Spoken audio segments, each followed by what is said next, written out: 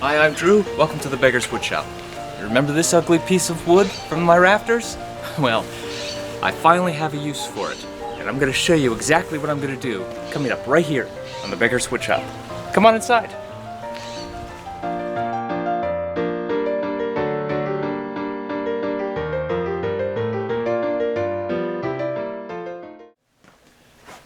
Ever since I was a boy, I loved magic. How magicians can take an item and just simply wave of their hands, it disappears. It's also incredible that they can make something appear just out of thin air. From rabbits to beautiful assistants. I still haven't quite gotten that one. At least perfected. But one thing that you always see when it comes to magic is a magic wand. Now, I admit, I studied, watched a few TV specials, and learned how a lot of magic tricks are done. The wand is just a prop. It doesn't serve any purpose. You can wave it and for absolutely no reason. They use their hands, or they don't even use magic words anymore. But you can still buy wands. And they come with magic kits. Sometimes they have a little gimmick that works out for a nice little trick. But they never really use it. Now, magic wands have always come in all shapes and sizes and decor. We see it all the time with fairy godmothers, fairy princesses, and yes, even Harry Potter. Well, we all remember that piece of wood? This is what all of it has to do. Remember this thing?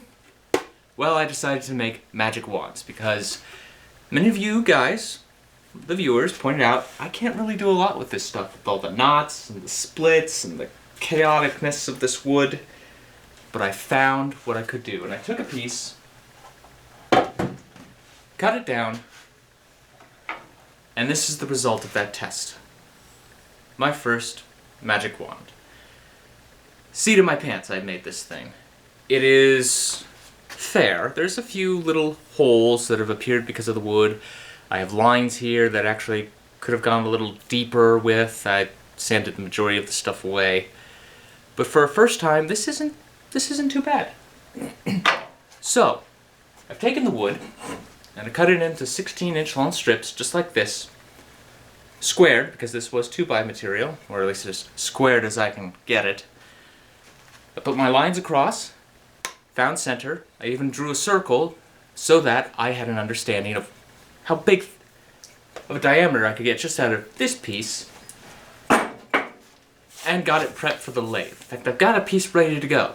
But before I get it on the lathe, we gotta cut off the corners, make it a little easier for roughing on the lathe. We're gonna do that right here in the bandsaw. But before I go chopping and hacking, we gotta take a minute to talk about safety. Read the manuals that come with your power tools. The more you understand and follow those safety rules, the less likely you are to cause personal injury either to yourself or someone else. Hearing protection is a must. We don't want to go deaf while we're still young. But of course, the greatest protection you can take, eye protection. You will be thankful that babies come in handy. Let's just hope it never does. Alright, let's get started.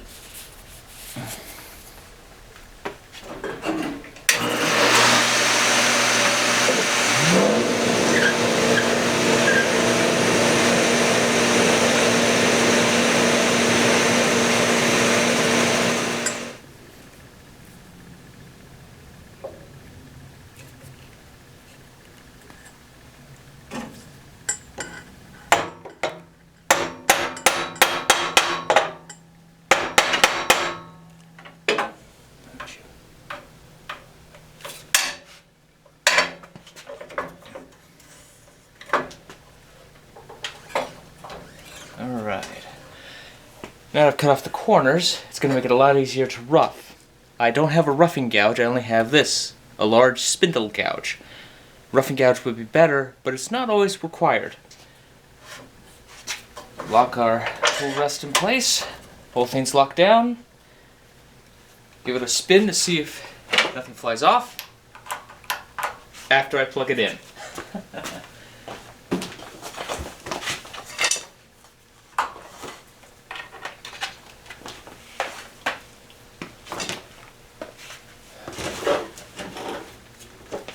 Okay, now.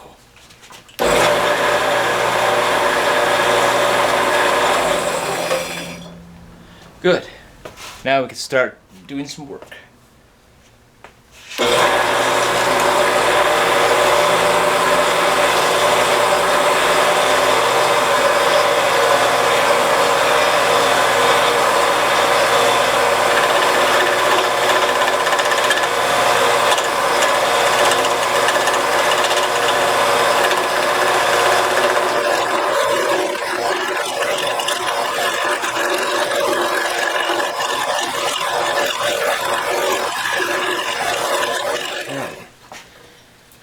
That's more or less roughed.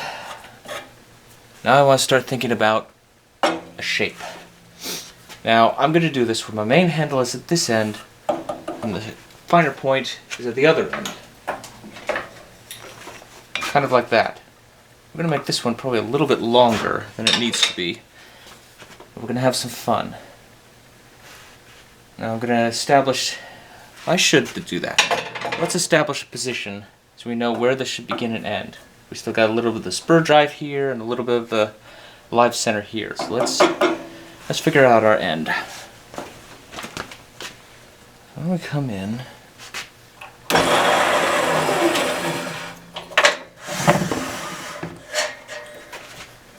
maybe come in a little bit. Okay, those are our end points. Now you're noticing I've got the big filter hood here. That's because while I was roughing, I noticed some finer dust and I decided I needed to pick that up with the dust collector. So now, wrong one, that one. Gotta get out the parting tool, just part off next to those two lines.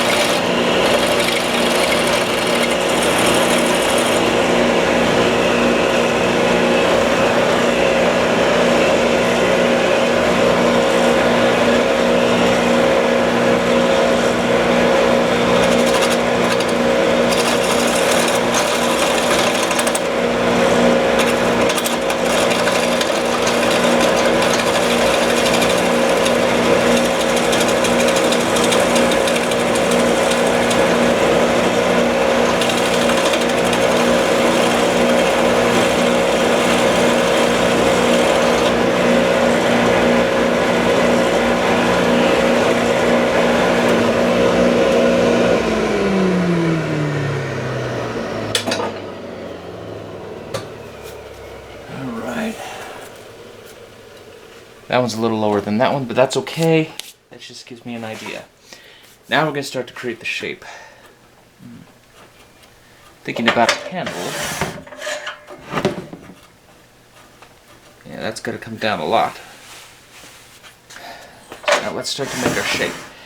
No shape in particular has to be done. You can actually mark out what you want to do if you want to make a specific looking one, model after someone else's, or something you might have seen in a movie. But here, we're freehanding. Gonna get out the smaller gouge this time.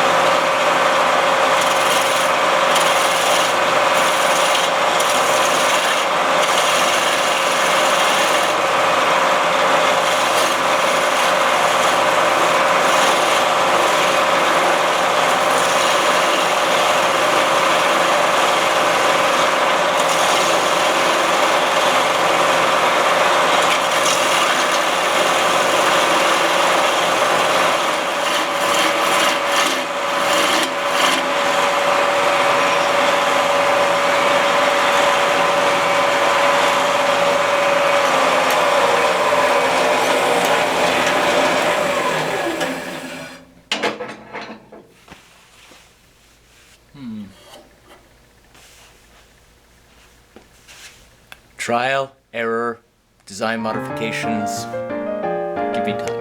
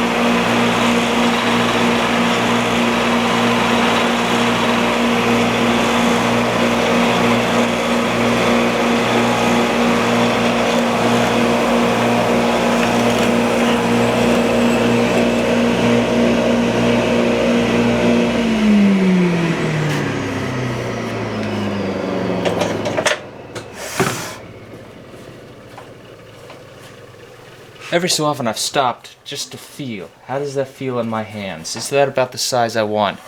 You gotta remember who you're making this for. If you're making it for kids, you gotta remember it's a smaller hand. But you know what? I like how this handle has turned out, and I'm glad I went with the skew to kind of smooth things off. There's still a few areas that require a little more sanding, a little cleaning up in here, but otherwise, I like that. Now I gotta hog all this down and create a nice little taper. And then we can have a little more fun. I'll fast forward so you don't have to watch that boring stuff. And when I say fast forward, I mean we're going to skip it starting now.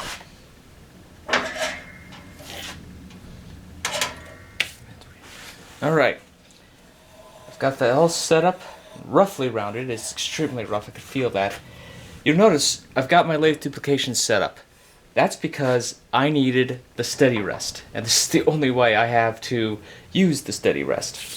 It actually has helped out a lot because I'm getting a lot of vibration. The thinner you go, the more vibration you're going to get.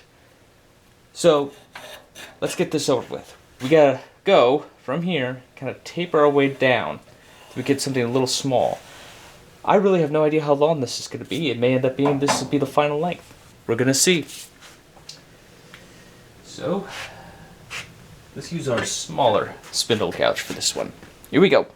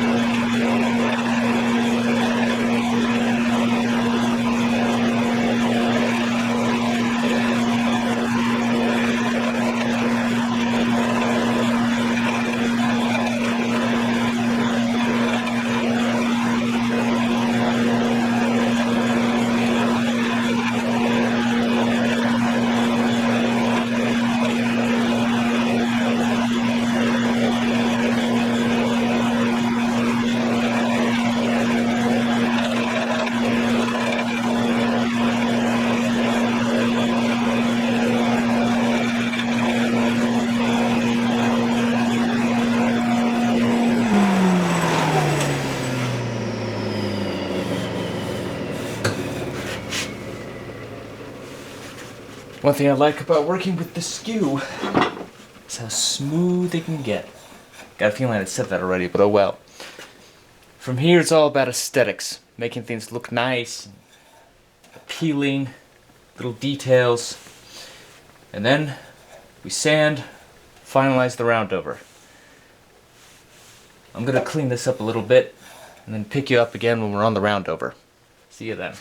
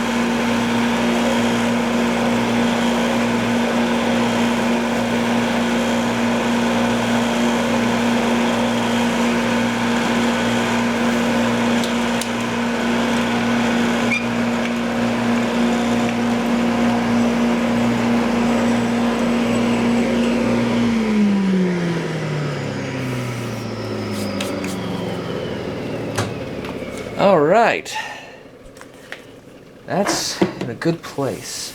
Now I've got a spot here. Let's see if I can get you on camera. Yeah. So I kind of dug in a little bit. Focus. Focus. Focus. Bloody thing doesn't want to focus. You can kind of make out there's a little chip right there. Not much I can do because that's a very thin section, so I'm going to accept the defect. Now, I could part this off at this end or part this off at this end, and I'm going to do it at this end because it's just going to be a little easier than trying to round this end. This end I'm probably going to round by hand or at the disc sander. So let's go ahead and get our tool rest back.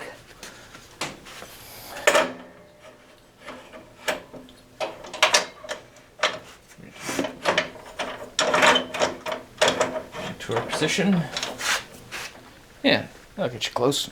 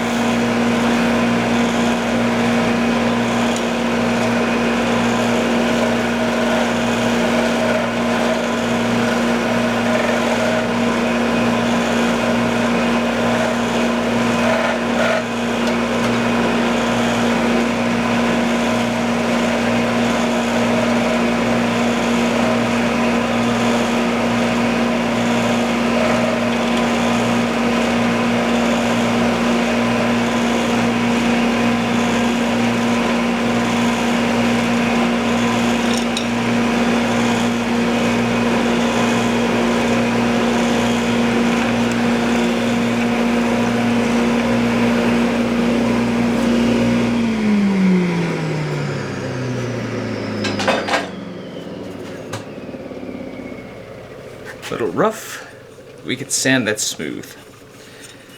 Same with down on this end. Cut that off, sand it smooth on the disc sander where I want it, which was back down here. That feels good in my hand. Might be a little large for a kid, but we made this for us. Yeah, that feels good. Now, I go up to 400 grit in my sanding before I add finish, but I'm going to show you how we'll do that after I smooth all this off and cut it off. See you at the finishing.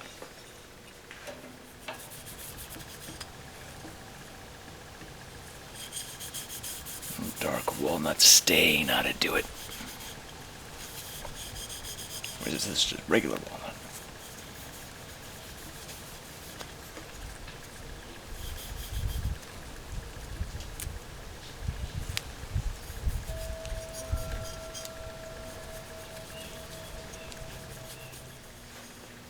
Now look at that. Isn't that nice? Not perfect, but still nice. There's some little areas of chipping from my mistakes, but also from the wood itself. Now I'm sure I can come up with other techniques on how to make this look 1,000 times better. And in fact, I did. I went ahead and made a second one. And I gotta say, it feels much nicer in my hands. I did a higher grit of sanding, and on top of that, I changed the design a little bit. And surprisingly, even with all these bumps here, this feels nice in my hands. I like that. I'm gonna make a bunch more of these, and you know what? I'm probably gonna sell them too. Different designs, and who knows, maybe I'll have to start repeating my designs, depending on their popularity. We'll see. But overall, this turned out really well. I can't wait to get started back on the lathe and make another one. Well, that's all I got for right now. Hopefully I will see you next time, right here, on the Beggars Woodshop. Hocus pocus alamagocus! Don't you just love the magic of editing?